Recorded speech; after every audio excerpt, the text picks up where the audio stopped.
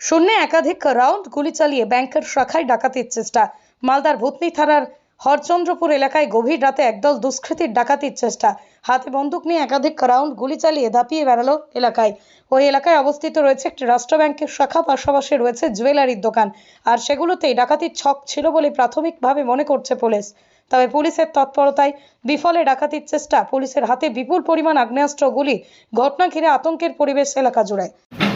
গত রাত্রে দেড়টার সময় হঠাৎ আমরা দেখছি শুনতে পেলাম যে আওয়াজ হলো, কিসের জোরে আওয়াজ হলো, গ্রিন আওয়াজ হলো,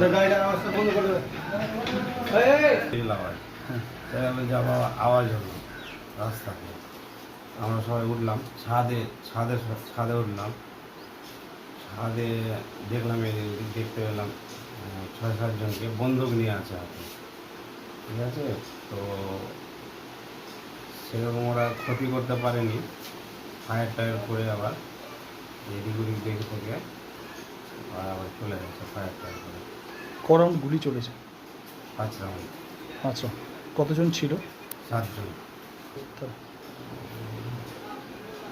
মুখে গামছা বাঁধা ছিল আর কালো ড্রেস পরেছিল। কী ছিল তারা? এটা তো আমরা বুঝতে পারছি না, এখন সব আতঙ্কে আছি। কী করতে এসছিল না এসছিল এখনও বুঝতে পারছি না সঠিকভাবে। দোকান রয়েছে? আমি সোনার দোকান থেকে। কত পুরনো দোকান এটা? কত? 100 বছর প্লাস। আমরা হ্যাঁ, আমার সামনে ব্যাংক। কোন ব্যাংক? Punjab National Bank. কী মনে করছেন, ডাকাতের উদ্দেশ্যে এসেছিল তারা? অবশ্যই ডাকাতির উদ্দেশ্যে এসছে ওরা। হাতে বন্দুক নিয়ে তো এমনি ঘুরতে আসবে না মানুষ, ডাকাতির উদ্দেশ্য নিয়ে এসছে। স্থানীয় পুলিশ, মানে ব্যাংকের সামনে পুলিশ ছিল, ঘুমিয়েছিল, ওরাও দেখতে পেয়েছিল। হঠাৎ উঠে থানাতে ফোন করেছে, আমিও থানাতে ফোন করেছি। দুদিক থেকে গাড়ি এসে হয়তো ওই জন্যই পারেনি করতে। কেউ কি ধরা পড়েছে?